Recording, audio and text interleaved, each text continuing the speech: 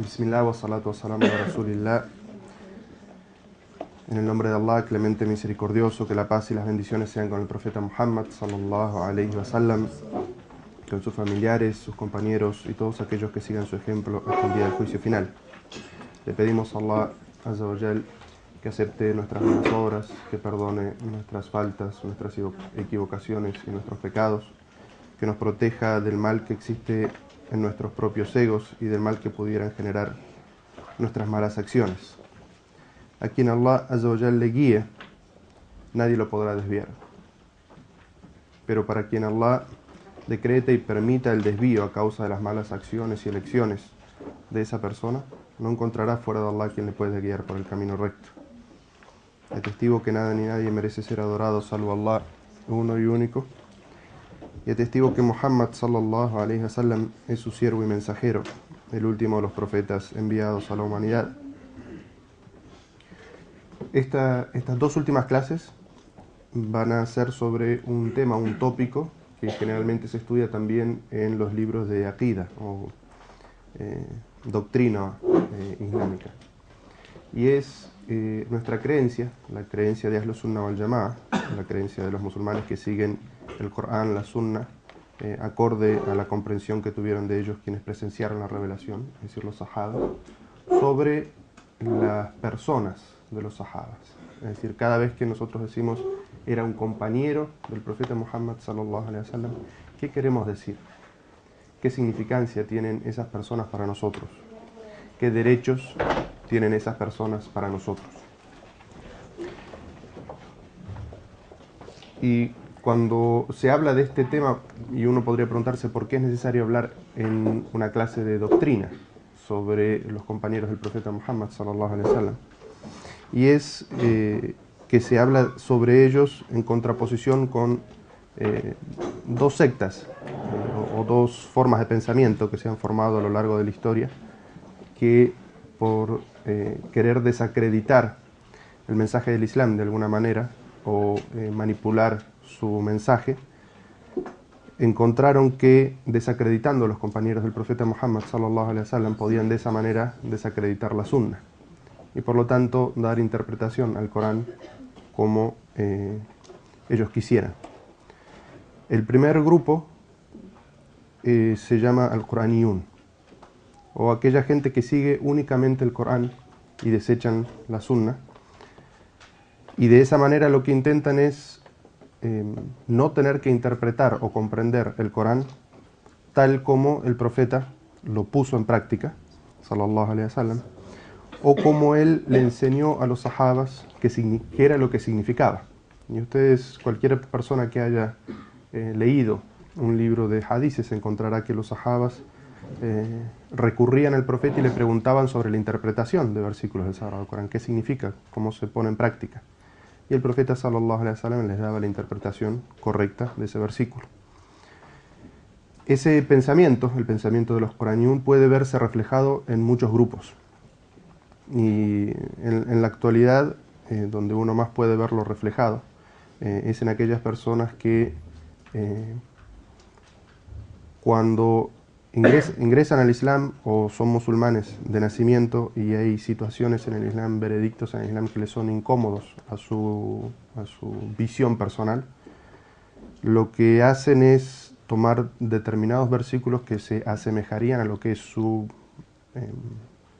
visión personal o decisión personal, y dicen que esos versículos afirman o dan sustento a la opinión que ellos ya tienen. Como evidentemente la sunna o la interpretación de los compañeros del profeta de ese versículo va muy en contra de lo que ellos piensan, la única forma que ellos tienen de manipular esos versículos es negar la sunna del profeta Muhammad y la interpretación que hicieron los sahabas. Y por eso es que niegan de plano la sunna o atacan a los sahabas por sus atributos humanos, decirlo de alguna manera, y por lo tanto al desacreditar quien nos hace llegar a nosotros la sunna, lo que desacreditan finalmente es la sunna. Ese es el primer grupo. Y puede verse bastante reflejado quien lea la página web Islam. Van a encontrar muchos artículos en donde hacen afirmaciones, cuando la metodología, hablando de temas de aqida, la metodología nuestra en la comprensión de la aqida es que nosotros tomamos nuestra creencia de los textos sagrados. Es decir, lo que afirma en el Corán o la Sunna, lo tomamos como nuestra creencia. Y luego tratamos de comprender, algunas de esas cosas podemos comprenderlas y compartirlas, y las que quizás no llegamos a comprender o hasta incluso tienen alguna especie de choque con nuestro ego, nuestra comprensión, lo que hacemos es ser musulmanes. Y ustedes saben que ser musulmán significa someterse a Dios, porque uno no, en la humildad no debería querer tratar de comprender al 100% todas las cosas, sobre todo cuando estamos hablando de temas del oculto, de la aqida. No me estoy refiriendo a asuntos de fiqh, los temas de fiqh o de jurisprudencia son campo de aplicación del intelecto. Mientras que en la metodología que siguen algunas personas con respecto a la aqida o al fiqh, es que ellos tienen un preconcepto, tienen una idea y tratan de buscar versículos del Sagrado Corán que de alguna manera, de manera evidente o de manera forzada, tratan de justificar lo que ellos ya creen. Entonces en esa página puede verse varios artículos que siguen esa metodología. Ellos ya tienen una opinión y tratan de justificarla con algún versículo general del Sagrado Corán, dándole completamente la espalda a lo que la Sunna y la interpretación de los sahabas tienen sobre esos versículos. El segundo grupo que se desvía sobre lo que es la creencia en los compañeros del profeta Muhammad sallallahu alaihi wasallam, conocido por todos ustedes, es lo que se conoce como la Ráfida o la Shia.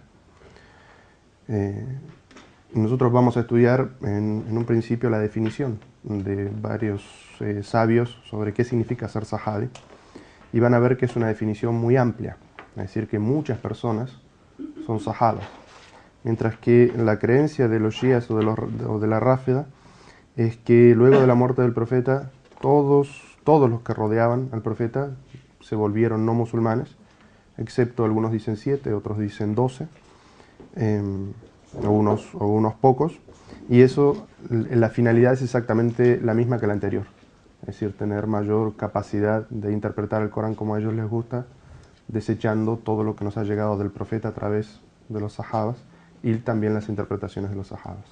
Entonces, por eso es que, como esos grupos, lo que los diferencia de nosotros son temas doctrinales, es que se estudia qué es un sahabi dentro de la ciencia de la aqida o de la doctrina.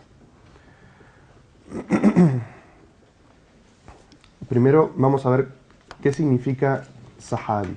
Cuando uno dice la palabra sahaba o compañero del profeta Muhammad sallallahu alaihi wasallam, existen distintas definiciones, y esas distintas definiciones tienen que ver con cuál es la ciencia que los estudia.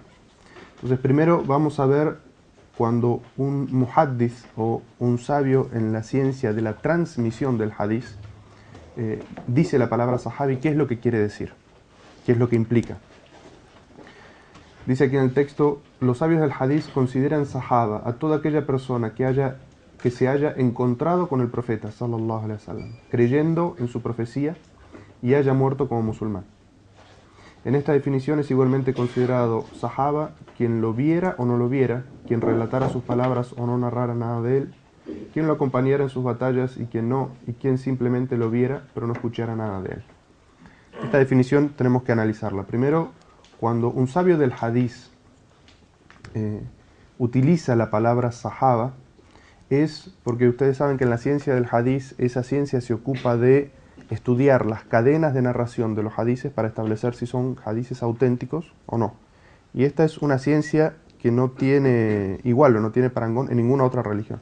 No existe ninguna otra religión que tenga una ciencia que estudie, como se estudia en el Islam, las cadenas de narraciones de todas aquellas personas que participaron en la narración de un hadiz para saber si ese hadiz es auténtico o no. Nosotros podríamos imaginarnos el texto de un hadiz cualquiera, por ejemplo, innamal amalu binniyat, todas las acciones dependen de su intención, y lo encontramos en un libro que se llama, por ejemplo, Sahih al-Bukhari. Sahih al-Bukhari recopiló ese hadiz aproximadamente 200 años después de la muerte del profeta sallallahu alaihi wasallam. Entonces, cómo es que ese hadiz llega a esa colección y los musulmanes, por unanimidad, consideramos que todo lo que se encuentra en ese libro es auténtico. Como ejemplo, el Imam al-Bukhari tiene cadenas de 5, de 6 personas entre él que recopila el hadiz y el profeta sallallahu alaihi wasallam. Entonces los muhaddithin, los sabios que estudian las narraciones, lo que hacen es estudiar cada una de las biografías de esas personas. Existen libros, enormes compendios, en los cuales los sabios escribieron la biografía de cada una de estas personas, todos los que participaron en la narración del hadiz, de la primera generación de los sahaba, la segunda generación de los tabeín, la tercera generación de los tabeín, la cuarta, la quinta, la sexta, de todos ellos existe una narración. Y en esa narración, a pesar de que se conocen muchos detalles de su vida, se observa especialmente 2 detalles. El primero de los detalles es la contemporaneidad. Es decir, que entre el que lo está narrando y el que lo está escuchando exista un tiempo de vida en común. Es decir, si el que está narrando nace después de quien lo escuchó, ya nos damos evidentemente que nos damos cuenta de que esa cadena de narración tiene una falla, porque si no había nacido cuando murió el que está narrando, significa que ahí evidentemente no lo escuchó. Ese es el primer detalle. Y eso incluye también la posibilidad de que se hayan encontrado en algún lugar. Es decir, si el que está narrando el hadiz es de Andalucía y el que escucha el hadiz es de Isfahán, Tayikistán, un lugar de donde era el Bukhari, mucha gente piensa que los libros de hadices fueron todos hechos por árabes. De esos 6, de los 6 libros de la narración del hadiz, había uno solo que era árabe, que era Abu Daud.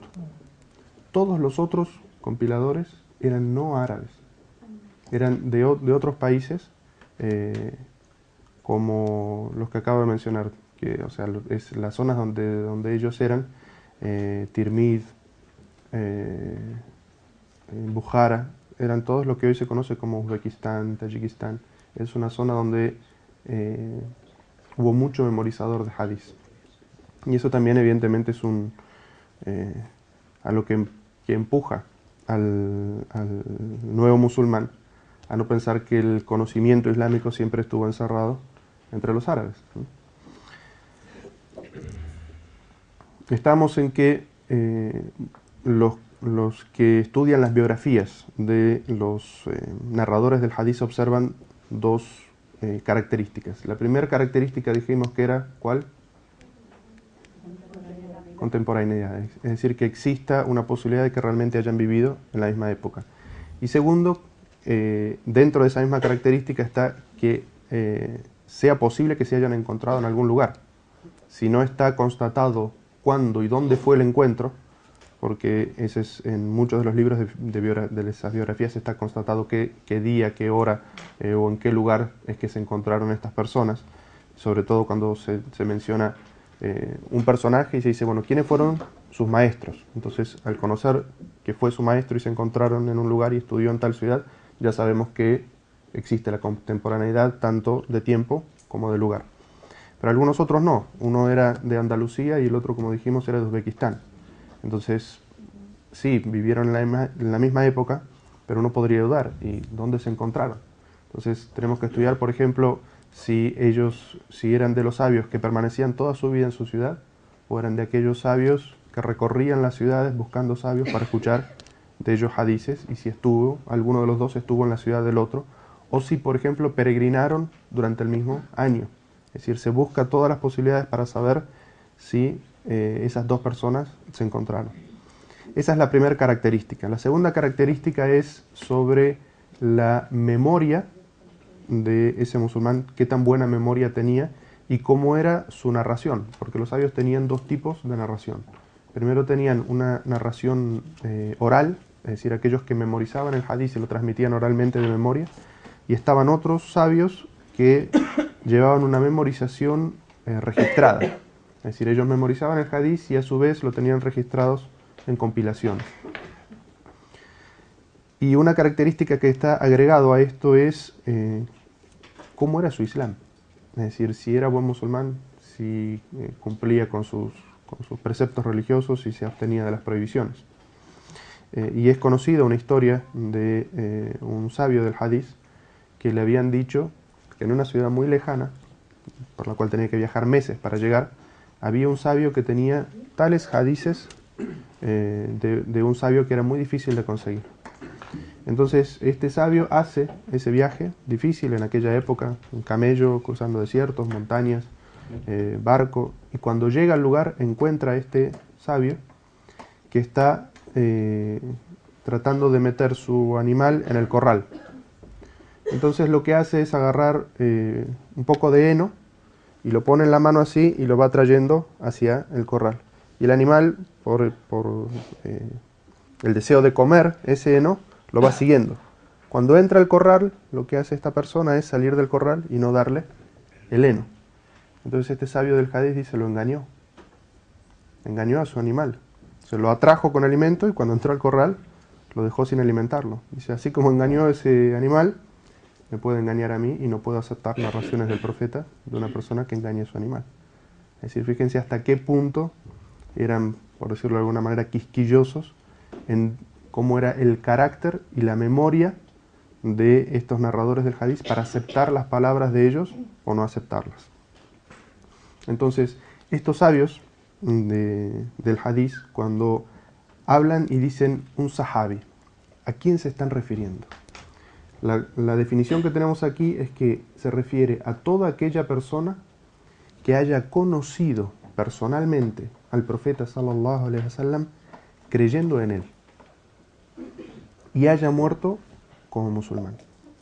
Entonces, primero tiene que haber sido una persona que estuvo personalmente con el profeta. Una condición es que haya sido creyente, es decir, que haya creído que Muhammad sallallahu alaihi wasallam era mensajero de Allah. Y esto saca de la palabra o la denominación sahabi a todos aquellos árabes de Quraysh que convivían con el profeta, que lo enfrentaban en sus batallas o que simplemente convivían en Medina con él, siendo judíos o paganos o la religión que ellos tuvieran, que simplemente no habían aceptado seguir el Islam. Ellos no los consideramos sahabas, es decir, compañeros del profeta, porque si bien lo conocieron, escucharon con él, discutieron, lo combatieron o simplemente eran vecinos, no creían en él y por lo tanto no los consideramos sahabas. Dentro de esta definición ingresa quien lo viera y quien no lo viera. Es decir, en la época del profeta sallallahu alaihi wasallam había gente ciega y eso está registrado. Hay un ciego que se llama Ibn Maktum, el cual el profeta sallallahu alaihi wasallam cuando se iba de Medina por alguna situación para hacer una umra, para hacer la peregrinación, cuando tenía que salir de la ciudad para defender la ciudad de los ataques de los aliados o de las tribus árabes, el profeta delegaba a Ibn Maktum la dirección de la oración en su mezquita. Y otra de las funciones que tenía Ibn Maktum era el que hacía el segundo adán durante Ramadán, en Medina también. Y nadie puede decir que Ibn Maktum no era sahaba porque no lo vio al profeta sallallahu alaihi wasallam. Él solamente lo conocía, reconocía su voz, pero también ingresa dentro de la definición de sahaba. Ingresa también dentro de esta definición quien haya relatado sus palabras o no haya relatado nada de él. Es decir, nosotros sabemos que conocieron al profeta sallallahu alaihi wasallam muchas personas. Incluso en la peregrinación de despedida había más de 140.000 personas que lo siguieron y lo vieron y lo escucharon al profeta sallallahu alaihi wasallam, y no de todos ellos tenemos narraciones. Es decir, son algunos los sahabas que se dedicaron a narrar las enseñanzas del profeta sallallahu alaihi wasallam y algunos pocos los que tuvieron una gran cantidad de narraciones. Y otros sahabas, incluso muy conocidos, tenemos o muy pocos o prácticamente ningún hadiz narrado por ellos. Por ejemplo,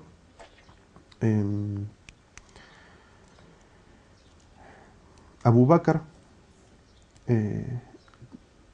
que fue el primer hombre adulto en aceptar el Islam y acompañó siempre al profeta sallallahu alaihi wasallam. Sus narraciones son muy pocas. Y Khalid ibn al-Walid, que fuera comandante del ejército del profeta sallallahu alaihi wasallam durante algún tiempo, y conocido por todos los musulmanes por sus hazañas como estratega en los campos de batalla, no tenemos de él ni siquiera un solo hadiz. Entonces, aunque no haya narrado ningún hadiz del profeta sallallahu alaihi wasallam, igual lo consideramos sahaba. También quien lo acompañara en sus batallas y quien no. Es decir, todos los que, hombres, mujeres y niños, no acompañaran al profeta en sus batallas, también los consideramos sahabas. Incluso aquellas personas que lo hayan visto, pero no hayan escuchado nada de él, también los consideramos sahabas. Y eso es porque existen dos acepciones. Uno es aquella persona que era sorda y lo veía el profeta sallallahu alaihi wasallam y había creído, pero no lo había escuchado. Y también durante la peregrinación de despedida, muchas personas se acercaron a hacer la peregrinación con el profeta sallallahu alaihi wasallam, y cada vez que el profeta hablaba había lo que se conoce como repetidores. Es decir, en aquella época no había micrófonos y parlantes o sea, ni internet ni nada que uno pudiera seguir lo que el profeta sallallahu alaihi wasallam estuviera diciendo, sino lo que uno podía escuchar simplemente escuchando con el oído. Entonces, cada tantos metros había una persona que repetía exactamente lo que había dicho el profeta. Y ustedes, si bien cuando el profeta hizo la peregrinación de despedida, se habla de 140.000 personas que acompañaron al profeta sallallahu alaihi wasallam. Es decir, no son pocas personas, son muchas. Y evidentemente esto hizo que el sermón de despedida que todos conocemos, la persona que nos narra el hadiz es una persona que lo escuchó directamente, pero quizás la enorme mayoría de los compañeros del profeta que escucharon ese sermón de despedida no lo escucharon directamente de sus palabras, sino a través de una persona que iba repitiendo a tantos metros lo que el profeta iba diciendo, y de la misma manera era que se realizaba la oración. Ustedes imagínense el profeta sallallahu alaihi wasallam en un campo, en un valle tan grande como el de Arafat, dirigiendo una oración. ¿Cuántas personas tenían capacidad de escuchar el Allahu Akbar del profeta? Muy pocas, quizás las que estuvieran como máximo a 50 metros o 40 metros, es decir, lo que alcance la voz. Todos los que estaban detrás, cada tantas filas había uno que repetía Allahu Akbar, y otras filas atrás otro que decía Allahu Akbar, así, y de esa manera era que todos los musulmanes podían orar juntos. Y eso todavía puede verse en algunos países islámicos donde hay mucha pobreza, que en oraciones grandes como la oración del Jumu'ah o la oración del Eid, hay mezquitas que quien haya visitado, por ejemplo, Etiopía o Sudán o Pakistán o la India, ahí las mezquitas son pequeñas construcciones, paredes hasta media altura, y eso es la mezquita, no hay más nada. Y cuando es la oración del Eid son cientos y cientos y cientos de metros de gente. ¿Y cómo es que escuchan la khutbah del imam o cómo es que escuchan el Allahu Akbar durante la oración? Es por personas que lo repiten. Entonces, aquellas personas que hayan presenciado, o sea, que la única vez que vieron al profeta Muhammad es durante la peregrinación de despedida, lo vieron al profeta Muhammad, creían en él, pero sin embargo no llegaban a escucharlo, igual nosotros los consideramos sahabas, en esta definición de los muhaddithin. Aquí estamos hablando de la ciencia que estudia la autenticidad del hadith. Es decir, que para que un muhaddis, un erudito en la ciencia del hadith, considere a una persona sahabi, tiene que haber sido una persona que se haya encontrado de alguna manera con el profeta, creyendo que él era profeta, y haya muerto, por último, como musulmán. Porque eso también es algo que en algunos escasísimos casos, luego de la muerte del profeta Muhammad sallallahu alaihi wasallam, algunas personas dijeron, bueno, el Islam se acabó con Muhammad, y regresaron a su antigua idolatría. Entonces, aunque hayan sido musulmanes, aunque hayan escuchado algo y lo transmitieran después, ya como no musulmanes, no se le considera de ellos ese hadith, porque no son para esta ciencia sahabi. Hay otra ciencia, que es la de los juristas o los fuqaha, que también tienen una definición propia para lo que es la palabra sahabi. Y para ellos, un sahabi es aquel compañero del profeta que lo acompañó durante un tiempo y por lo tanto puede aportar sobre lo que era el pensamiento o los veredictos del profeta sallallahu alaihi wasallam sobre alguna situación en particular o sobre varias. Y la diferencia en la definición es el campo de estudio. Porque el primero, como vimos, es el objetivo de la primera ciencia, que es el de los muhaddithin o los compiladores de hadith o narradores de hadith, es saber si esa persona tuvo un contacto con el profeta sallallahu alaihi wasallam, por lo tanto lo que nos puede transmitir es algo que realmente escuchó o vio hacer al profeta sallallahu alaihi wasallam, porque ustedes saben que un hadith no es solamente palabras. Es decir, el hadith puede ser una persona que diga: yo vi al profeta durante la peregrinación de despedida subirse a tal lugar para dar un sermón, y eso ya es un hadith. No está diciendo que escuchó palabras de él, sino que está describiendo un acto. O una persona que estaba muy lejana, nunca llegó a escuchar al profeta, y dice: el profeta se subió a su camello por el lado derecho. Es decir, nos está aportando algo sobre la sunna, aunque nunca haya escuchado nada de él. Y eso es porque el campo de estudio de esta ciencia, de los muhaddithin, es saber si la persona que nos está dando esa información realmente es sahaba o no es sahaba. Entonces se le aplica esta definición y ahí podemos decir si era sahaba o no. El segundo grupo, que son los juristas, lo que ellos en realidad están estudiando es la interpretación que el profeta sallallahu alaihi wasallam hizo del Sagrado Corán y la aplicación en veredictos puntuales. Entonces, para ello, lo que necesitan saber es cuánto tiempo acompañaron estas personas al profeta sallallahu alaihi wasallam y cuánto conocimiento tenían de él para saber, por ejemplo, en casos de que pueda haber una contradicción entre dos narraciones, a cuál le dan prioridad una sobre la otra. Y por eso, si bien para los muhaddithin, Abu Bakr y una persona que se hizo musulmana meses antes de que muriera el profeta, ambos son sahabas, es igual.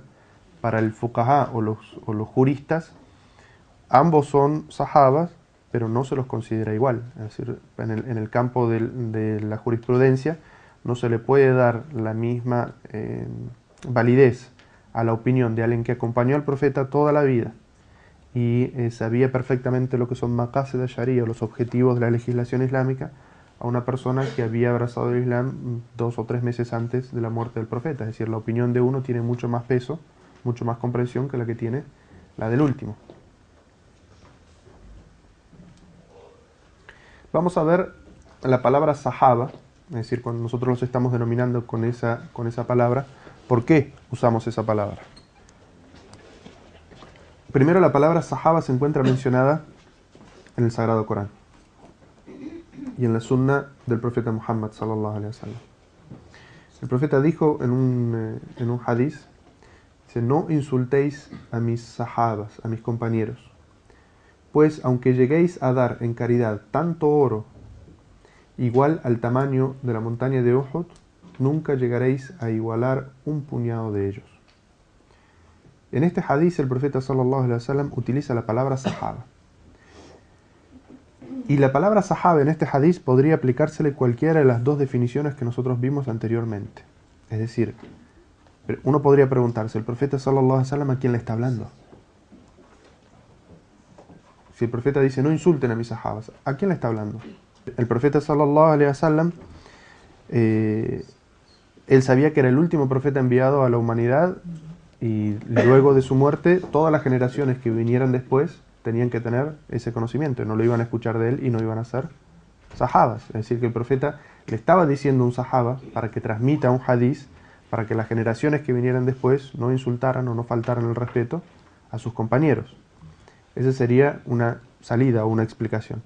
La segunda es que se podría aplicar el concepto de los fuqaha, es decir, la de que el profeta aquí se estaba refiriendo a un grupo selecto de sus sahabas, es decir, aquellos que lo habían acompañado más tiempo y que habían llegado unos nuevitos y como que les estaban faltando el respeto o insultando a los primeros sin reconocer todo lo que los primeros habían hecho, y el profeta les estaba llamando la atención diciéndoles no insulten a mis sahabas. Y además la palabra sahaba viene de sahbi, que significa compañero, alguien que me haga acompañado.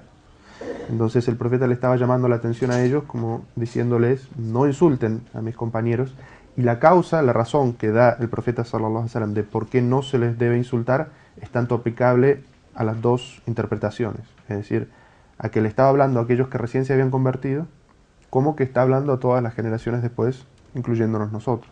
Es decir, los sahabas hicieron tanto bien por el Islam, fueron los que realmente se tuvieron que sacrificar y llevarse la peor parte al principio para que el Islam pudiera fortalecerse, de defender al profeta, de sufrir la persecución, la tortura, el ataque, muerte, es decir, y toda la valentía que ellos tuvieron que mostrar para que el Islam llegara a ser lo que es hoy,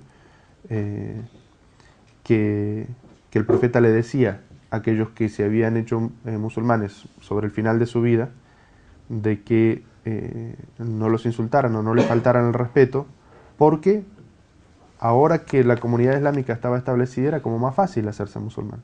Pero aquellos que se habían hecho musulmanes al principio, con toda la dificultad, y habían afrontado toda la dificultad, aunque estos últimos dieran en caridad una montaña de oro, no se equivale a que los sahabas dieron al principio simplemente un puñado. Es decir, porque no es lo mismo hacer una buena obra cuando es fácil que cuando es difícil. Y por eso es que siempre que el profeta sallallahu alaihi wasallam habla de las buenas obras, dice cuando definió la mejor oración, ¿cuál era? Lo mencionamos hace poco. ¿Cuál es la mejor oración? En medio de la noche. ¿Qué hay que abandonar para hacer la oración en la mitad de la noche? La cama, la almohada, la cama calentita. ¿Es más difícil o no? Porque el profeta sallallahu alaihi wasallam hablaba de las virtudes de hacer salatul fajr o el salat al-asr, porque son dos oraciones que uno tiene que hacer abandonando el lecho, la cama. Entonces, como es más difícil, tiene más recompensa. Y lo mismo que el profeta sallallahu alaihi wasallam decía que el mejor ayuno es aquel que se hace cuando son días largos y calurosos. Entonces, el profeta sallallahu alaihi wasallam aquí lo que está hablando es eso. Esos primeros musulmanes que acompañaron al profeta y tuvieron la dificultad más grande, una pequeña caridad que hayan hecho ellos en ese principio no es equivalente a una enorme cantidad de sadaka que uno puede hacer hoy fácilmente. Y por eso también los sabios hablan de que no es lo mismo la recompensa de ser musulmán viviendo en la Meca que vivir aquí. Es decir, yo he escuchado de un hermano que narraba que un sabio de Arabia Saudí había venido aquí y cuando lo llevaron a pasear y a recorrer, a hacer un poco de turismo, y veía toda la dificultad que de repente podía tener un musulmán, o sea, toda lo que se llama normalmente fitna, ¿no? Toda la tentación que hay aquí, y dice, subhanallah, ustedes estando en este ambiente en el que se podría llevar a cualquiera, están pensando en hacer mezquitas, hacer encuentros islámicos, dice, como ustedes son ángeles. Dice, porque si esta misma tentación la sufriera la gente del país de donde yo vengo, que están muy cómodos en su Islam, no lo resistirían. Entonces, evidentemente no es lo mismo la recompensa de quien practica su Islam con completa comodidad, y con esto no estoy diciendo que uno deba buscar la dificultad, que aquellos que tienen la dificultad en practicarlo. Evidentemente la recompensa es mucho mayor. Y ese es algo que está establecido en el Corán y en la Sunna. Es decir, que a mayor dificultad, mayor recompensa. El profeta sallallahu alaihi wasallam una vez le dijo a Aisha cuando fue a hacer la peregrinación, Inna ajruki ala qadru mashakkatuki. Es decir, la recompensa que has de tener por tu peregrinación es equivalente al esfuerzo que te ha costado hacerlo. Así que quiera Allah Azza wa Jal recompensarnos generosamente por ser musulmanes aquí. La palabra sahaba también se encuentra mencionada en el Sagrado Corán. Allah Azza wa Jal le habla a los compañeros del profeta Muhammad sallallahu alaihi wasallam, y evidentemente también este versículo es una forma de llamar la atención de Allah Azza wa Jal a los sahabas específicamente y a todos los que venimos después, sobre el hecho de apoyar y defender al profeta Muhammad sallallahu alaihi wasallam. Dice el versículo: si no lo socorréis al mensajero, sabed que Allah no necesita de vosotros, pues ya lo auxilió aquella vez que los incrédulos lo expulsaron de la Meca, cuando estando en la caverna con su compañero, sahibihi, le dijo: no te entristezcas, pues Allah está con nosotros. Entonces Allah hizo descender su sosiego sobre él, sobre Abu Bakr, les socorrió con un ejército de ángeles que no veían y dispuso que el propósito de los incrédulos se desvaneciera y que el mensaje de Allah sea el que prevalezca. Ciertamente Allah es poderoso, sabio. Lo que queremos ver en este versículo es que Allah Azza wa Jal describe a Abu Bakr, que es de quien se está refiriendo, con la palabra sahibihi, es decir, compañero. Por eso está traducido de esa manera. Cuando nosotros hablamos de la definición de los muhaddithin, de qué es un sahaba, de todas maneras, cuando nosotros hablamos en el campo de la aqida de lo que es un sahabi, no se considera a todos los sahabis igual.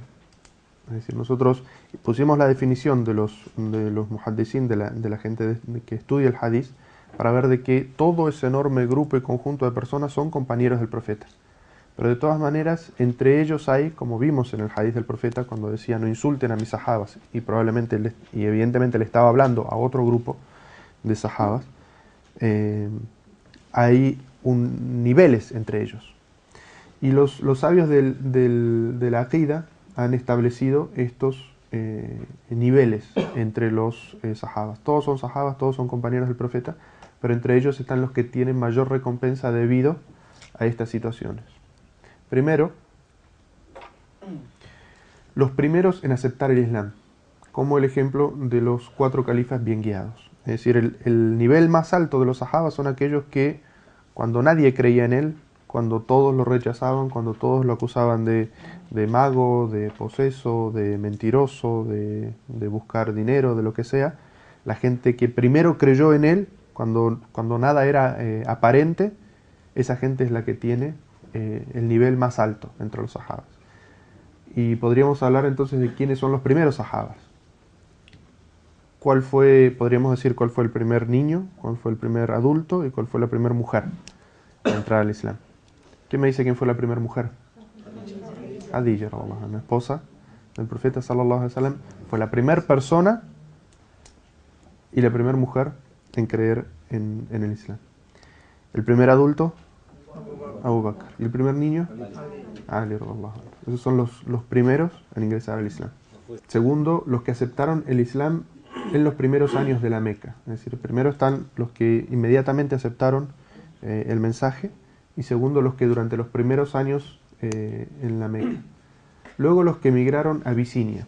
¿Y ustedes saben por qué emigraron musulmanes a Abisinia? ¿Cómo? La persecución, la opresión. En el sistema tribal de Quraysh había algunas personas que tenían protección por el solo hecho de pertenecer a una tribu. Entonces eran como intocables. Pero otras personas no tenían, o sea, su tribu no era suficientemente fuerte, entonces como cualquiera se animaba a perseguirlo o a torturarlo. Y estaban también aquellos esclavos que habían aceptado el Islam y que cuando aceptaban el Islam y sus amos no eran musulmanes, los torturaban y en algunos casos los mataban. Entonces el profeta sallallahu alaihi wasallam, aquellos pobres y que no tenían protección, cuando la persecución ya se hizo insoportable, les dio permiso de que emigraran a Abisinia. Y Abisinia es actualmente Etiopía, era un país o un reino gobernado por un rey cristiano. ¿Cómo se llamaba? No, Najis no. Al-Najashi. Al-Najashi, así se llamaba. Al-Najashi. Así se llamaba el rey cristiano. Y el profeta sallallahu alaihi wasallam lo describió como un rey justo que no oprime a nadie. Y la historia de Najashi es interesante, la cuento así someramente, pero el Najashi creyó en el mensaje de Muhammad sallallahu alaihi wasallam cuando lo escuchó de Jafar ibn Abi Talib, y quiso decirle a sus ministros y a sus asesores de que, incluso a los obispos, porque era un lugar cristiano, de que él se convertía al Islam. Y cuando se dio cuenta que iban a hacer una revolución y que lo iban a sacar del poder, les dijo que en realidad lo había hecho en broma para probar la lealtad de ellos al cristianismo. Y él siguió gobernando Etiopía durante varios años, escondiendo su Islam. Y cuando muere, el profeta Muhammad sallallahu alaihi wasallam establece una costumbre que nunca antes se había realizado, que es el Salatul Ghaib, la oración fúnebre por el ausente. Es decir, al profeta Allah le inspira, le revela que el Najashi había muerto en Etiopía. Y el profeta sallallahu alaihi wasallam para a los musulmanes y hace la oración fúnebre por el ausente por primera vez por una persona que no estaba presente, y ese es un derecho únicamente de los musulmanes. Es decir, los musulmanes hacemos la oración fúnebre únicamente por los musulmanes. Es decir, que ese era un testimonio del profeta Muhammad sallallahu alaihi wasallam de que el Najashi había muerto como musulmán. Y consideren de que el Najashi había muerto como musulmán, había dado asilo a musulmanes y los había tratado con justicia, pero había escondido su Islam, nunca había hecho público su Islam, y se había muerto gobernando un país cristiano con la ley cristiana. Entonces es algo también sobre lo que los musulmanes tienen que reflexionar, ¿no? O sea, ustedes van a escuchar en muchos lugares o algunas personas que están todo el tiempo fanatizadas que el que no gobierna con la ley de Allah y todo lo que dice Allah es kafir o es un tagut, o sea, la van a haber leído en algún lugar. Esa es la gente que toma un versículo del Corán, hace una religión de ese versículo, y cualquier interpretación de la sunna que no le convenga, jamás la menciona. Entonces, si quieren poner incómodo a alguna de estas personas que están así con ese discurso, díganle que por favor les explique cómo es que el profeta hizo la oración del difunto, dando testimonio de que Najashi había muerto como musulmán, siendo que él había mantenido su Islam escondido por imposibilidad, y había gobernado con las leyes que estaban establecidas en ese lugar, pero que el profeta había descrito como leyes justas. Es decir, que coinciden en principios generales con lo que es el Islam. Pero el Islam también viene a establecer justicia. Pero que, o sea, aunque no sean las mismas en apariencia, el objetivo que persiguen es el mismo. Entonces, si quieren poner incómodas a estas personas, díganle que les explique por qué el profeta hizo la oración del ausente por una persona que había estado gobernando un país cristiano con leyes cristianas. Seguimos. Luego están los que presenciaron el pacto de Aqaba, el cuarto nivel, el primer pacto de Aqaba. Y el pacto de Aqaba son aquellos musulmanes de Medina que venían a la Meca cuando el profeta estaba viviendo en la Meca y hicieron con él un pacto de lealtad, de que se hacían musulmanes, de lealtad al profeta Muhammad, y de que iban a hacer da'wah en Medina y buscar la posibilidad de que el profeta sallallahu alaihi wasallam pudiera o establecer en Medina una sociedad islámica. Luego está los que presenciaron el segundo pacto de Aqaba. En sexto nivel están los primeros que emigraron de la Meca a Medina. En el séptimo, los que participaron en la batalla de Badr. Octavo, los que emigraron de la Meca a Medina después de la batalla de Badr y hasta el pacto de Hudaybiyah. Noveno, los que participaron en el pacto de Ridwan. Décimo, los que emigraron. El pacto de Ridwan, ¿todos saben cuál es? La batalla de Badr, yo presumo que todos saben que es una batalla que tuvo lugar en el segundo año de la Égira, y que fue la primera vez que a los musulmanes les fue permitido utilizar la fuerza. Durante los 13 años que el profeta sallallahu alaihi wasallam vivió en la Meca, y los 2 primeros años que vivió en Medina, los musulmanes tenían prohibido utilizar cualquier expresión de fuerza, ni siquiera defenderse de la persecución o de la agresión. Es decir, estaba prohibido que es decir, lo que se conoce como demostraciones pacíficas, tiene otro nombre, no me sale en este momento, ¿cuál es? O sea, lo que hacía Gandhi. Resistencia pacífica. Resistencia, o sea, no podían hacer absolutamente nada. ¿Por qué? Porque si uno solo respondía y ofendía, les daba el pie a los enemigos del Islam, a los que perseguían a los musulmanes, de que los musulmanes son violentos, de que los musulmanes responden con la fuerza, de que los musulmanes tratan de desestabilizar, y entonces iba a generar una masacre, ¿no? Y por eso es que algunos musulmanes, lamentablemente también en la actualidad, dan pie a ese tipo de acusaciones, y cuando no existen, existen los autoatentados para justificar de que fueron los musulmanes y así poder responder, ¿no? El pacto de Ridwan es cuando los musulmanes, el profeta dice que va a ir a hacer la Umra, o la peregrinación menor a la Meca. Y a pesar de que era una época que todavía existía enemistad entre los musulmanes de Medina y los incrédulos de la Meca, por una cuestión de que los incrédulos de la Meca se beneficiaban de que los peregrinos de toda Arabia vinieran a la Meca, nunca se hubieran animado a atacar una caravana de musulmanes que además venían indefensos. Es decir, cuando uno se va a la peregrinación, menor o mayor, no carga armas.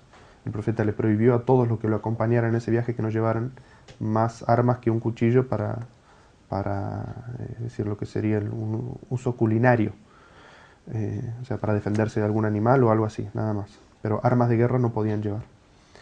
Entonces, los incrédulos de Quraysh no se iban a animar a atacar una caravana porque eso los iba a desprestigiar a ellos como los protectores de la Kaaba, y además iba a ahuyentar posibles visitantes o peregrinos a la Meca, y por lo tanto les iba a estropear su negocio.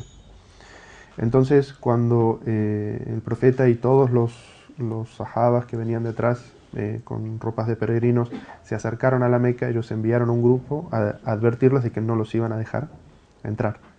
Entonces, el profeta sallallahu alaihi wasallam envía un negociador y manda a Uthman ibn Affan,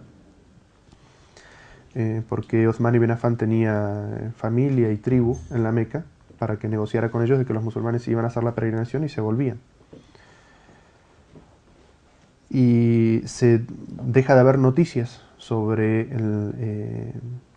sobre Uthman, y se corre el rumor de que en realidad los quraishíes lo habían asesinado. Entonces el profeta sallallahu alaihi wasallam, a pesar de que habían venido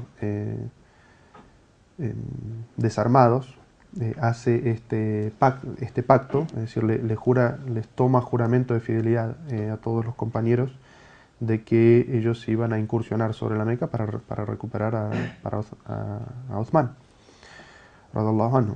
Entonces es un pacto que se llama pacto de Ridwan, y la palabra Ridwan significa complacencia, y vamos a ver ahora que está mencionada en el Sagrado Corán, porque los que estaban ahí, que eran muy pocos y no estaban armados para la guerra, se jugaban la vida en eso. Entonces es tanto lo que ellos se ofrecen, como que se ofrecen completamente a pesar de no tener ninguna posibilidad de que Allah Azza wa Jal como vamos a ver en un versículo que está después, dice que se complace de todos ellos, y por eso los que fueron partícipes de ese juramento de fidelidad o pacto se los conoce como pacto de Ridwan, de la complacencia de Allah. Finalmente Uthman no había sido asesinado y es devuelto, entonces no hay no hace falta no hay ningún enfrentamiento ni nada. Es decir, se llega a un pacto que es lo que viene después, que es el pacto de Hudaybiyah, que significa un periodo de paz de 10 años y de no agresión entre los musulmanes y los no musulmanes, el cual también tenía ciertas condiciones difíciles, es decir, los musulmanes que estaban en Medina no iban a ser agredidos, pero aquellos que estaban tomados como prisioneros en alguna tribu o en la Meca y quisieran emigrar a Medina escapándose, el profeta los tenía que devolver. Pero si alguien de los que estaba en Medina quería abandonar el Islam y volver a su tribu en la Meca, el profeta sallallahu alaihi wasallam y los musulmanes no lo podían retener, sino que tenían que dejarlo ir. entre otras condiciones desventajosas, pero el profeta sallallahu alaihi wasallam lo que priorizó es que eran 10 años de paz y que durante esos 10 años de paz los musulmanes tenían libre movilidad, que hasta ese momento no la tenían, los musulmanes estaban cercados en Medina. Entonces, al tener libre movilidad, lo que el profeta sallallahu alaihi wasallam hizo fue poder divulgar el Islam y enviar gente que hablara del Islam a todos los otros lugares de Arabia.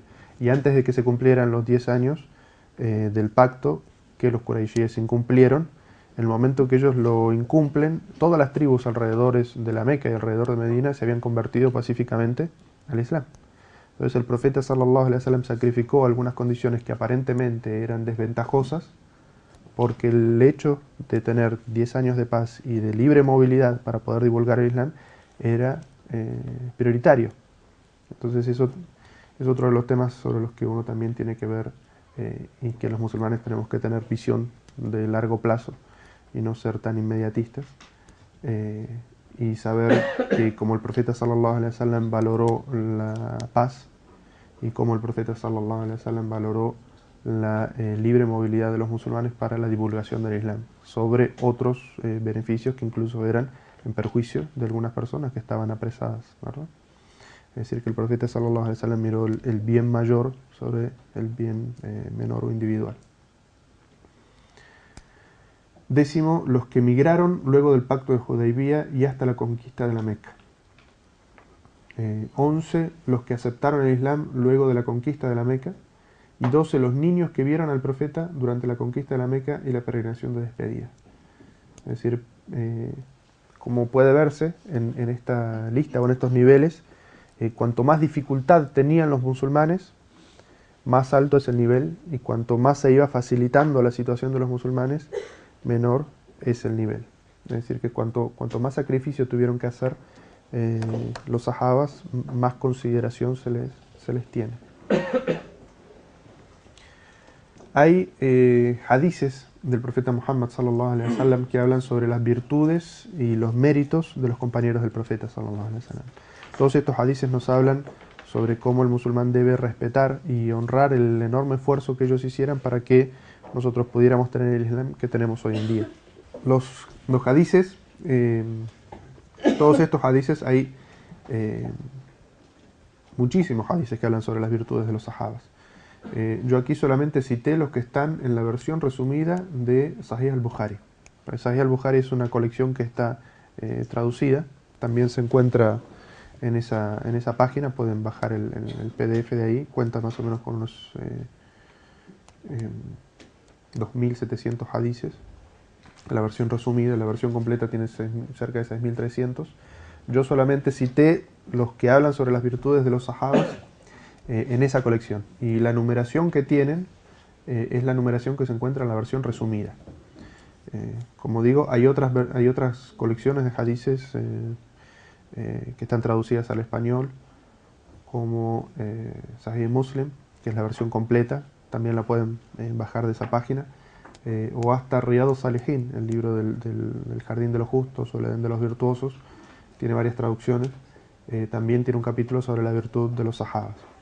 En este libro encontramos, por ejemplo, uno que dice: querer a los ansar es una señal de la fe, y odiar a los ansar es una señal de hipocresía.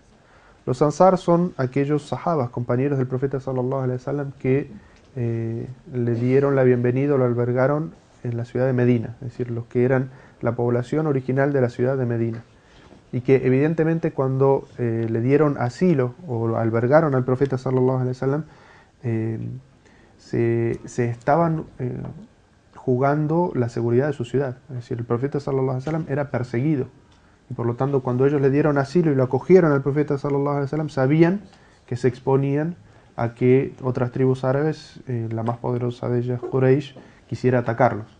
Y por eso es que el profeta sallallahu alaihi wasallam los elogia mucho en este hadiz.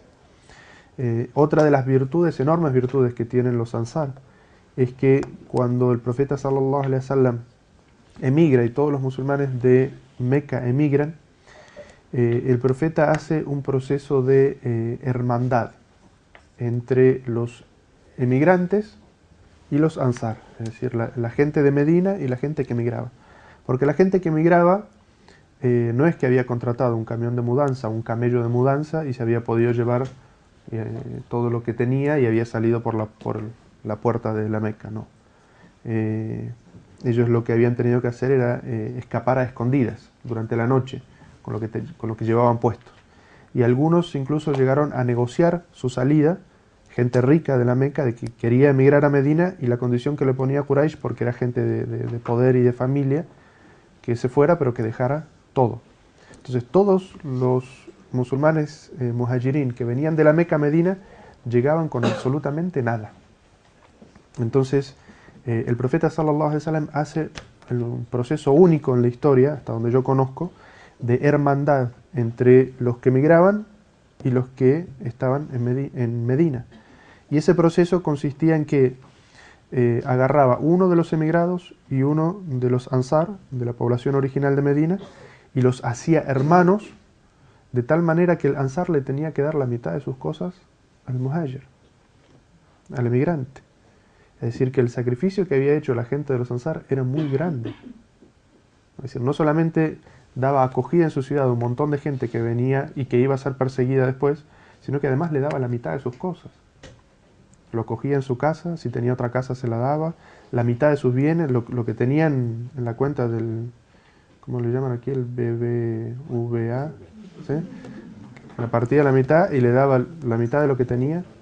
Y en algunos casos, algunos muy generosos, le dijeron, yo tengo 2 esposas, me divorcio de una y casate con la otra. Es decir, hasta ese punto llegaba la generosidad, ¿no? Es decir, que los ansar, el sacrificio que hicieron por el Islam, por la comunidad islámica, es un sacrificio muy grande. O sea, pónganse cualquiera de ustedes en su lugar. Es decir, aceptar que venga a su ciudad un pueblo que es un pueblo perseguido. Es decir, que ustedes saben que eso va a tener consecuencias. Y segundo, cuando llega, se mete en su casa, ¿departamento o apartamentos aquí? ¿Apartamento? En el piso. Se tienen que meter en el piso a otra familia o a otra persona y darle la mitad de sus bienes. Es decir, un sacrificio muy grande. Y por eso el profeta sallallahu alaihi wasallam siempre los elogiaba mucho y decía que si él tuviera que elegir un lugar o pertenecer a un lugar, elegiría pertenecer a los ansar. Y recuerdo un hadiz que leí una vez de que cuando se da la reconquista de la Meca y hay una lucha contra otra tribu que quería atacar a los musulmanes y existen determinados botines de guerra, el profeta sallallahu alaihi wasallam los reparte generosamente entre todo lo que era la gente de Quraysh, ¿no? entre los que eran los nuevos musulmanes. Y los ansar se sienten como un poco traicionados y dicen, no, si nosotros le dimos acogida, lo protegimos todos estos años, luchamos junto a él, y cuando hay algo para repartir, se lo da a otros. Entonces el profeta sallallahu alaihi wasallam les dijo, ¿qué les parece si la gente se lleva sus camellos y sus cabras y ustedes se llevan con ustedes al mensajero de Allah? ¿No? Y ellos dijeron, aceptamos, aceptamos. Es decir, el profeta había reconquistado su ciudad, en la que él había nacido y en la que él había expresado muchos dichos de que era la ciudad más amada para él, y que si no hubiera sido que su pueblo lo expulsaba, él nunca se hubiera ido de esa ciudad. Y así todo, reconquistada esa ciudad, el profeta sallallahu alaihi wasallam se vuelve a Medina en los últimos años de su vida, y 3 meses después iba a morir, y los sahabas se llevaban el honor de llevarse, los otros se quedaban con los bienes materiales, pero los sahabas, los ansar se llevaban al profeta sallallahu alaihi wasallam. Y por eso es que en este hadiz el profeta dice que querer, es decir, amar, sentir amor por los sahabas, y el amor se desarrolla a través del conocimiento, es decir, cuando hay amor a primera vista. Pero cuanto más se conocen las personas y más se admiran, más aprenden a amarse. Y por eso es que existen todos estos hadices que hablan sobre las virtudes de los sahabas, o en este caso de los ansar, porque cuanto más uno conoce y reconoce el esfuerzo que ellos hicieron, más le aumenta el amor y la admiración y el respeto por ellos. Y por eso el profeta sallallahu alaihi wasallam dice aquí, quien los ame, sentir amor por los ansar en el corazón es señal de fe, es decir, que uno tiene imán. porque realmente reconoce todo el esfuerzo que ellos hicieron y agradece todo el esfuerzo que ellos hicieron. Y al revés, sentir odio, detestar, rencor o algo hacia los ansar es una señal de hipocresía. Entonces este hadiz es muy evidente para cualquiera de los dos grupos o sectas que nosotros mencionamos anteriormente, como el profeta sallallahu alaihi wasallam los está describiendo a ellos como hipócritas. Es decir, sentir algo en el corazón y hablar, criticarlos a los ansar, es una señal de hipocresía. El segundo hadith que está mencionado dice: una mujer vino al profeta sallallahu alaihi wasallam para hacerle una pregunta y él le ordenó que vuelva después, pero ella le preguntó: ¿y qué si vengo y no te encuentro? Como refiriéndose a la muerte del profeta, es decir, ¿qué pasa si cuando vuelvo otra vez a hacerte la pregunta ya no estás porque has muerto? El profeta sallallahu alaihi wasallam le dijo: si no me encuentras, consulta a Abu Bakr. Es decir, el profeta sallallahu alaihi wasallam en ese aspecto habla sobre la virtud de uno de los sahaba, que es Abu Bakr, y cómo el profeta sallallahu alaihi wasallam confiaba en su juicio y en su criterio. Y este es un hadith también que refuta a aquellos que tienen algo en su corazón contra Abu Bakr. El siguiente hadith dice: yo vi al mensajero de Allah sallallahu alaihi wasallam cuando no había con él sino 5 esclavos, 2 mujeres y Abu Bakr. Este hadith también habla sobre las virtudes de Abu Bakr. Es decir, lo que está queriendo decir aquí el sahabi es de que Abu Bakr fue uno de los primeros en ingresar al Islam.